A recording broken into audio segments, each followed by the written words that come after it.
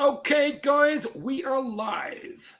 Two legends, as usual, in the house. Keith at Eaton Ryan on Twitter and Ivan Jennings at Ivan Jennings on Twitter. Two happy faces, three happy faces, to be fair, because we've had a really good start to the season.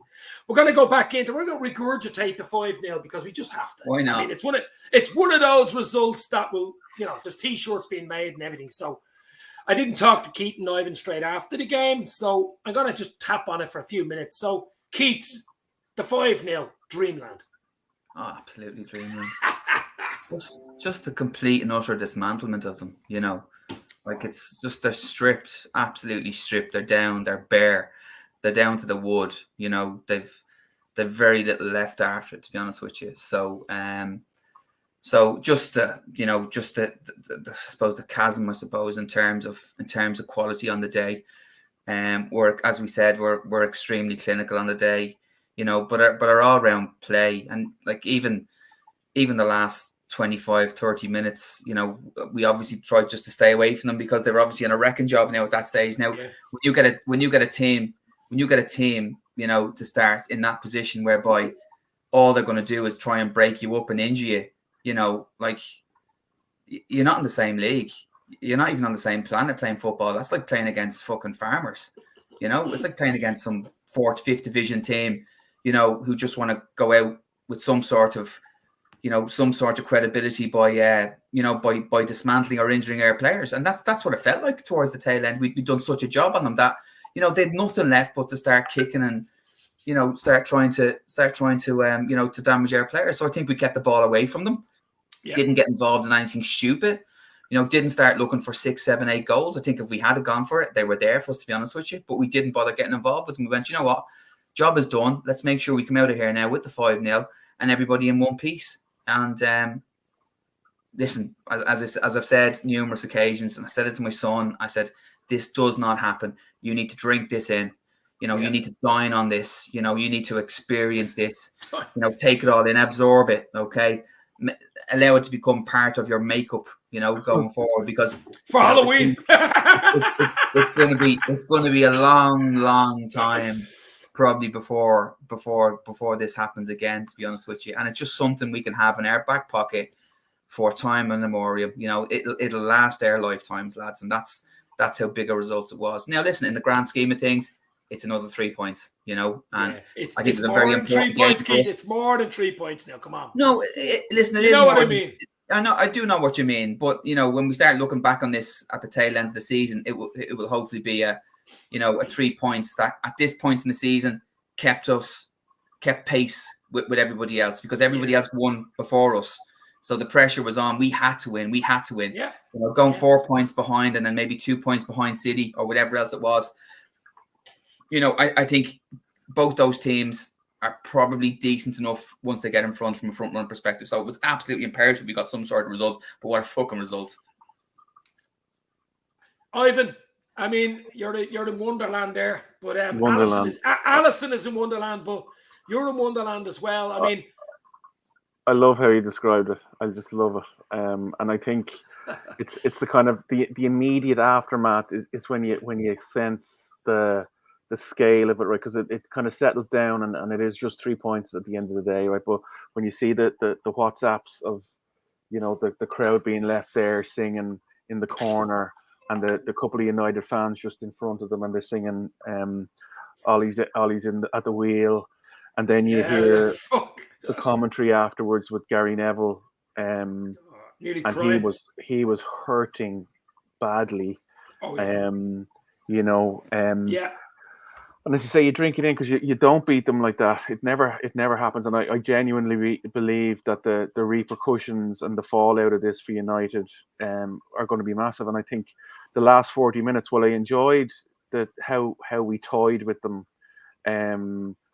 we probably could have scored 3 or 4 more, and it would have been an absolute, the country could have fallen kind of thing. Do you know what I mean? Like, this is like a Black Feckin' Friday type thing. It has that kind of those kinds of repercussions, and it highlights how big a game it is. All my United mates haven't heard from them, didn't see them in the pub, nothing on social media. They're gone. They are gone. Yeah. No, as Eamon Kelly's saying there as well, I mean, United have a few tough games coming up as well. I Oh, mean, big time. it could get worse for them, you know what I mean? I mean, they're going to have to literally listen. I I think don't it's care going to what, get worse for them, and I think that there was a very good stat there that over the past 5 seasons, I think when United have lost to Liverpool, or the last 5 occasions where they've lost to Liverpool, they've then gone on and conceded a significant number of goals. So City are going to absolutely batter them, Yeah. and No, either no, that might be lots of goals, or it could be just toying with them, as Gary Neville was saying, just like a really embarrassing, watching them 1-0. going in ones, Yeah. 1-0, but actually toying with them where they don't even get out of their half, So this is a big couple of weeks for them, and it's got off to the worst possible start. I think the response is going to be really interesting, to be honest with you, from their perspective. And we won't dwell on them too long because they're not really in the conversation for the rest of the season, as far as I'm concerned. But but let's dwell on them with a smile. Let's dwell on them. I know there's a couple of lads watching this, and they're going to go fucking ballistic. So yeah, right. That's yeah, and that's for you. There you go, baby. You know who you are, baby.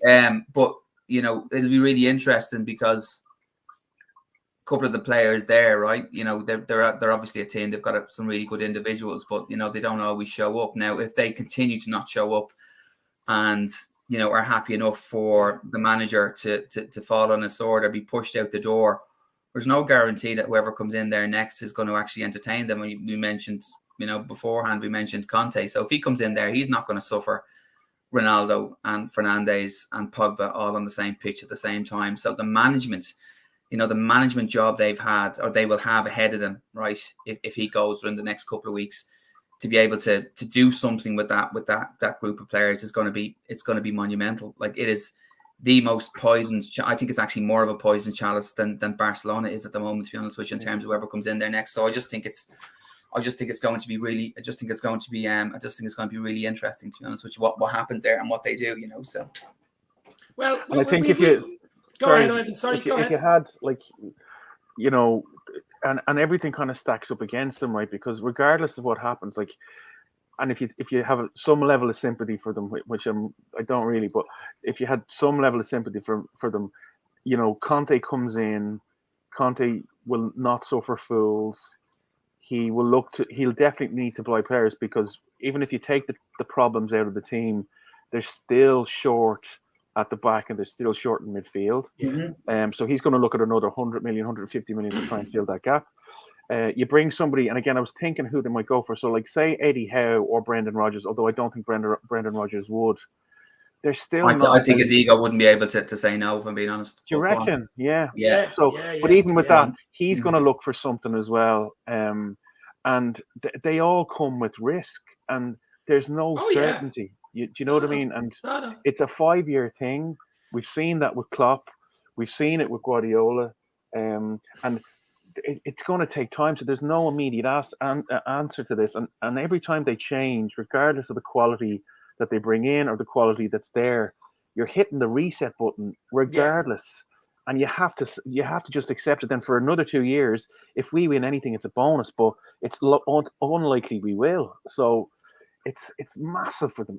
And it adds another 2 years to that 30 years. That's why I see them keep ticking along. You can't just keep bringing in checkbook manager after checkbook manager in there. And that's pretty much what they've been doing over the last couple of years. In terms of, we're just going to throw a lot of money at this and allow you to pick, or somebody else in there is just picking players. And they're trying to say, right, we just keep buying the best that's out there, and hopefully we hit upon a magic formation and a magic bullet. And that's not how it works at this level. It's not. I think a really good point that came up there, and I don't rate Tuchel in the same bracket as Guardiola and maybe not yet. But I think he's going there for sure. One thing Gary Neville called out, and I really rate him as an analyst, because he can be quite objective even when talking about United. When Liverpool turn up, regardless of how well they play, you know what to expect. So they've got patterns of play that all of the players know. So they're going to press high. They're going to go after you. They might not be great, but this is what you expect. You don't know what United's. So they're between a press and a counter-attacking team, and they're a bit of everything, and they're actually nothing in reality, because they're doing everything so badly. So they've got lucky over the last season, and they've got lucky this season with some fluky wins. And this hammering has been coming, and it should be of no surprise. And the next couple of weeks, I think, are going to be just, if not even worse. As you said, Ivan, I think they need someone in a long-term project, like a 5 or 6 year project. The likes of Conte and Zidane and all, they wouldn't hang around though. That's the problem. They'll come in for a year or two and they'll be gone. They need someone in to do a job for them. And maybe it's back to an English manager, because when you see the European managers, they accept that they're only going to be in a job for 2 or 3 years. The league or the Champions League for them in Spain or Italy is the thing. You don't get it after 2 years, you're out. No. And that's not it doesn't affect your CV, because that's how they do things. It's a maybe get David Moyes in again or something like that, but you have to stick with them, because but you know what I mean? And look what he's doing at West Ham, But half the job there is going to be a personality management exercise before you even start imposing your doctrine or the way you want to play or your system, or if you don't get those lads buying into it, well then you're in an uphill battle, to be honest with you, because they're the guys who are selling the shorts, they're the guys who are keeping the interest in the club. You can't just bin Ronaldo and bin Pogba and bin Fernandes, for the greater good. That's not how you do that, to be honest with you. But the system's key, as you said, right? So system is key. They've not embraced that, to be honest with you. And what's clearly shown is that everybody, and you talk to any United supporters and you talk to anybody out there, you can clearly identify where the issues are. Clearly identify, and through poor scouting, they've thrown a huge amount of money at the centre half positions. Okay. And they've not addressed central midfield, to be honest with you. They've almost looked upon that defensive midfield as being almost like it's supplementary, because we've got enough guys on the pitch to win a game of football, so therefore we don't really consider that side of the pitch. And we throw 2 lads at it, they're probably good enough to get us, and that's just not. It's been shown for the last 2.5 seasons that that's not going to work, to be honest with you, because they don't as a unit, they don't press enough, they don't close down enough, they don't work hard enough. So, point in case was Henderson nicking the ball off Pogba in the middle of the field. Now it's an amazing pass. It's an amazing pass. But this pocket is picked so fucking easily for that level, to be honest with you. And that was happening all day long. It was happening all day long, to be honest with you, because, they haven't invested the necessary amount of resource and time and scouting into getting, the right players into that position, because it all stems from there, and listen, their own worst enemies, to be honest with you. So listen, good luck to them. I think we leave it there on United. We're coming up to 13 minutes. Unlucky for United. That was nice, though, wasn't it? It was nice. I enjoyed that. It was, actually. But and for those United fans watching, enjoy. But I was just going to say, why don't you get Paul Scholes in to bite all the toenails off the players that aren't fucking playing? Or suck their toes? Oh, Jesus, guys. I actually called him Paul Scholes. Scholes for your feet. But the people didn't get that one. But, right, guys, that's United. They're fucked. We go and move on to midweek. The League Cup game. Now, we all know the League Cup isn't the biggest priority in the world. It still isn't. We're into the quarterfinals. We beat Preston North End 2-0 last night and all that. But it still isn't the biggest bloody cup. The draw Saturday morning. But for me, it was very good. That's what we decided to put the draw on Saturday morning. By the time Saturday morning comes along, it'll be like, did you see we got in the cup? What cup? What? It just everyone's gone. Everyone's moved on. It's like no interest in it. It's like, it's Soccer AM, isn't it? Yeah, Soccer AM. That's how Mickey Mouse it is, though. Just goes to show you how much their audience must be dwindling if they're having to throw this amount of shit on it. It was nice to see get out of it. Listen, it's not a big cup, but it's one of the cups where we get to see players that don't bloody play, and that's the only good thing I think about it. That lad last night shone for me, Morton. I think it's Leighton Morton is his name. Very good in midfield he was. And I was listening to an Anfield rap podcast earlier. Neil Atkinson said it perfectly. Liverpool's youths all the way up, even the tea lady probably, they all have the same policy. It's all, very good on the ball, pass and move, press this. It's the whole way up, no matter who's in charge of the team. Klopp's DNA identity is stamped all over the bleeding Kirby training ground. Let's put it that way. The whole bloody, probably even the security guards press at the gate. Do you know what I'm talking about? They won't let you in. But I mean, it's top stuff. So the likes of him, Harvey Blair played. He only played for a while, but even Origi, that Cobra bleeding flick. What the hell was that? Minamino was good to see. Gomez had a mixed game. What did you think about last night? Now, we don't care about it too much, but what do you think? Anybody shine or anybody? Yeah, I watched it now well? in the car when my young lad was training, and I think to your point on them all playing the same way, that's a sign of a very healthy club where when you watch the under 13s, they play the same style as the senior team, and it just shows that from the bottom up they know what they're doing, and that's why you can bring kids in. Now, what I watched, Klopp seemed to kind of let them play away in the first half, and I don't think that anybody played particularly well. No. And then as soon as the second half kicked off, it was like a Premiership game. He was screaming at them. So I'd say he said, "Listen, lads, you've had your 45 minutes there. You just need to start turning it on here." And he was screaming on the sideline at them. That's exactly what happened. Totally. He didn't open his mouth in the first half. He didn't open his mouth. He just stood back and he just looked at it. And then I'm sure he's gone in and he's had another conversation with them at halftime. And then the first couple of minutes or so, it looked to be very lackadaisical as well. And then he just starts to ramp right into the sideline, and you could see the change. I don't think any one of them, no one shone. Certainly not in the first half. I thought Williams came into his own in the second half. Yeah. And I thought Morton was brilliant. I've seen him twice decent now in the cup. Yeah. And listen, he breaks it up. He does it simple. He's got a really nice long range pass. That long range pass to Williams is his ball, okay? And sets that up. I thought he's really good. He's an absolute prospect, to be honest with you, in a position whereby we've maybe struggled since Gerrard to bring anybody through of any real quality for his age and even his physique. He's got so much more to go in his physique. He looks like a boy out there. But I think he's only 18. I think he's only 18. He doesn't look out. He doesn't look out of his depth at all. I think he's a big fella. I was disappointed in Jones. I was disappointed in Minamino. I thought Gomez first half was all over the shop. I don't know. He was better in the second half. A while. Yeah, he got better second half. It takes him a while to get going. Now, he's had a bad injury. He's had a really bad injury, so I'll allow him that. Yeah. But, listen, Minamino can do that, and he steps up and he scores goals. The same thing with Origi. Before Origi's goal, he just didn't look interested at all. I don't think any type of a challenge coming through. He was jumping out of it. He wasn't running. He wasn't showing. And when he was showing, he was coughing up the ball. And then he just steps up and he does something like that, and that's his game, to be honest with you. He's an absolute luxury. He's an absolute luxury, to be honest with you. Some goal, though. I'll give him that. That's some fucking goal. Some finish. Tsimikas, I thought, was solid enough as well at left back, to be honest with you. I thought he did well. I thought Curtis Jones was decent. He did a lot of running.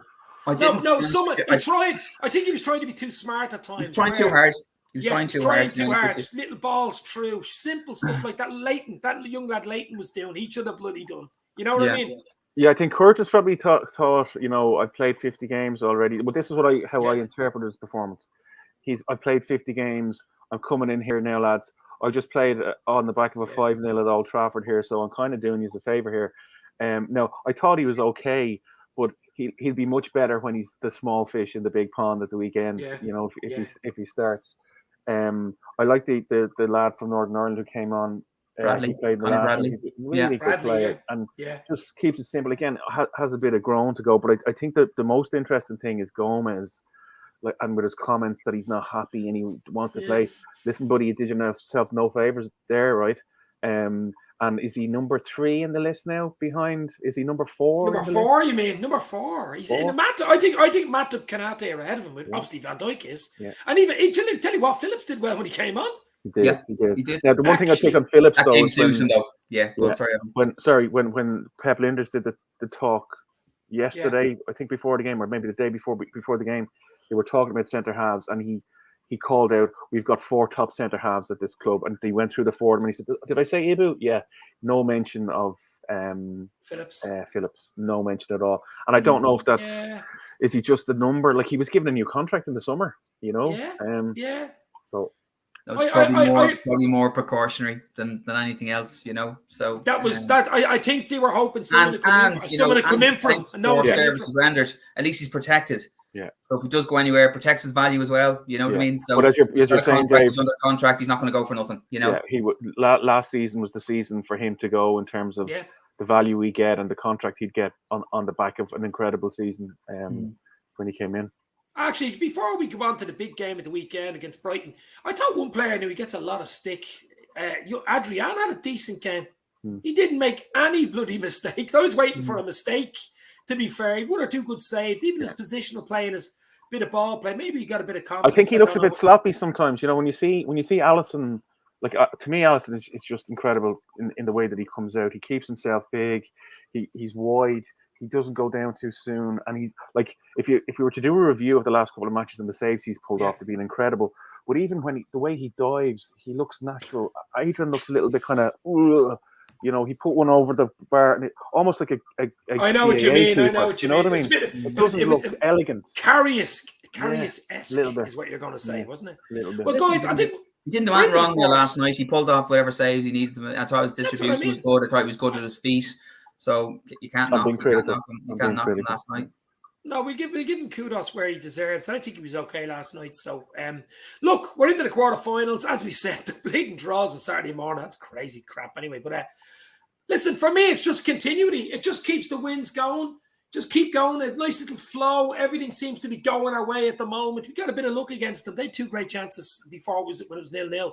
So we go into the game the weekend against a decent Brighton side, it has to be said. They play good football. Graham Potter is sprinkling his magical wizardry touch all over Brighton. Having a surname like Potter, he's really doing a great job at Brighton, and I'm hoping Liverpool can brighten up my Saturday with 3 points. I'm actually going to do an early one before I picked it. I'm going to go 2-0. But remember, Brighton beat us, was it 1-0? And when we went through that horrible 6 games lost in January, Brighton beat us, so we owed them. We owed them big 4 points off us last season, didn't they? Yeah, so it's going to be a tough one, but at least that'll concentrate our minds on it. You know what I mean? They took 4 points off us, so we're not going to let them do it this time. But I just heard today that Thiago and Naby actually trained today. Whether Thiago's a bit early for him to start the game, he'd be on the bench, I'd say. I think Naby will be okay. It's great to see. It was only a bruising anyway. But what would you do on Saturday? It's a 3 o'clock kickoff, Keith. What would you do? What team would you go with there? I put a decent pair of fucking shin pads on Kate. Fucking Visa cards. Visa cards. It's not. It looks like a fucking iPod. Looks like a chew it or something. iPods. Fucking chew it for a fucking shin guards. Chew it. Tic-tac. I'll do that for a start. For fuck's sake. What would you pick, though? What team would you go with? Have to go strong, anyway. Yeah, I'm just putting some thought into it now, if I'm being perfectly honest with you. They're off the back of a bit of a mauling, aren't they? So yeah, they're off the back of a bit of a mauling from City. Wasn't it last weekend? They got a mauling off hammered, City. So they're fifth. They're in 5th place, guys. Yeah, I think they started the season well. I think they've kind of lost their way a little bit last couple of matches performance. They're not going to be looking forward to this. And also off the tail of being very well rested and off the back, it doesn't feel to me like, you know, and we load them one from last year as well, so it definitely doesn't feel to me like a banana skin, to be honest with you. It's rare now teams come to Anfield and roll us over 2 seasons in a row. We'll have a point to prove. Klopp will have them up from that perspective. We will, I think we'll be at them. In terms of who's going to play, everyone pretty much got a rest, to be honest with you. I suppose anybody who played last night may not play. If that gives us, any kind of an inkling into terms of what the team is. Is there Kanate with Van Dijk again? He could do, to be honest with you. He could do. I don't think he starts Matip, to be honest with you. It starts Matip. And in terms of what they do, I suppose, in terms of their set piece and where their potential danger is, he might look to get a bit more muscle in there, particularly from their set piece. And pace, yeah, and pace. Yeah, so he could start instead of Matip in the middle of the park. Then, I don't think Milner's out anyway, so it's Henderson, probably Case again. So and then Curtis Jones maybe might get a chance. Fabinho will be back, isn't he? Is Fabinho back? Fabinho's back. Sorry, Fabinho. Yeah, so that looks like the midfield for me. And then he may give Jota a start. He might do something similar. I don't know. He'll probably bring in. Mane out. So Mane's had a rest now for a while, hasn't he? So we'll probably start Mane be chomping at the bit to get back in there. So it's probably a toss up then between Jota and Firmino at home. do we need Bobby as much? Bobby played a huge part last week. We didn't talk about Bobby last week. He was We didn't talk about. We talk talked about him now. Talk about him now. Yeah, he was brilliant. That was. I think that's probably up there. I know he doesn't score, but that was easily up there with one of the best performances I've ever seen him play for us. Away from home, in that place. His hold-up play was brilliant. Oh, just his link-up play, his hold-up play. He was just a nightmare for them. They couldn't pick him up. He was everywhere. He was involved in everything. I think he was involved in 4 of the goals. You know, when you start to rewind them back and look at all the phases of play, I just thought he was absolutely amazing. Obviously, Salah takes the man of the match with his 3 goals. But I thought he laid the platform for us in terms of how we went about dismantling them, to be honest with you. I thought he was amazing. So it'll be tough on him to maybe not make it, but I suppose he's at that time now where we need to maybe manage his game time, and Jota back in amongst the goals as well. So maybe we give him a shout. So that could be a toss-up. To be honest with you, in terms of what way he goes. Other than that, I'd be happy enough to see Fabinho, Henderson, Keita in midfield, Kanate in for Matip, and then a toss-up between Bobby and Jota up front. Yeah, it's pretty much, Ivan, pretty much similar there. Yeah, and I think it's a different kind of story this week where I think we're under a little bit less pressure and, we've more options. And I think with the fact that like none of the really senior lads were playing last night, he could go mental here with the starting 11, and I'm thinking more so at the back. And would he start Kanate and Gomez? I wonder. Do you know what I mean? With the Atletico game midweek at Anfield, exactly. We beat Atletico there. We win the group basically. We beat them. We win the group. Like I'm not worried about the 2 lads at fullback because they're solid, and I think he'll play them anyway. I definitely think Mane will come back into the team. Probably for Bobby, who was brilliant, Keith, as you said. Yeah. And then you've got the options in midfield, and he's the kind of coach he'll go, I'd love to play Fabinho, but he was injured, he was away. I should give him another week. We have a bigger game next Atletico Wednesday. Yeah. Atletico, yeah. So I think it'll be very hard to predict his 11 because I think he'll mix it up, and like how he'll do it, I don't know, but we're in a really good place in that he can do that now. I don't think Brighton are going to cause us the problems that they have done in the last season because of how well we're playing. I actually think interesting. No, it's an interesting point, to be honest with you. We've got a bit of a break coming up though as well. We're almost looking at we've got a 3-week. Yeah, it's going to have to be managed, Ivan. You're right. To be honest with you, we've got 3 games within the space of 7 or 8 days before the international break. I think it's really important though. I think we're near enough. To be honest with you, we're near enough through in the Champions League. You could near enough have a look at maybe looking at mixing it up a little bit there because we get any type of a result against Atletico at home, and then we're looking at 2 very winnable games after that. To be honest with you, so. I don't know. Listen, he'll know, and the medical team will know how well people are. Anyone close to the red zone or not. But it's starting to feel like, certainly coming up to Christmas now, that the league is almost the bread and butter now. We've done the work that we needed to do in the Champions League. Other teams have to play against each other. We're probably pretty much there, to be honest with you. Another 2 points has us absolutely qualified. But we're going to need to keep up the momentum in the league as well. We can't be flippant in that regard. So it'll be interesting to see. It'll be really. But I think we were talking there a couple of weeks ago how we've gone from a really good 11 or 12 to having a really good 15 or 16. And I think if you look at when the team came out on Sunday, I certainly wasn't worried by it. And I thought, Milner will be fine, but Henderson is fine at 6 playing against these lads. And Naby, I think, has been playing quite well despite some kind of individual kind of mistakes. And then the media kind of going, and even Carragher, it's a weaker Liverpool team. And you're kind of going, is it really a weaker Liverpool team?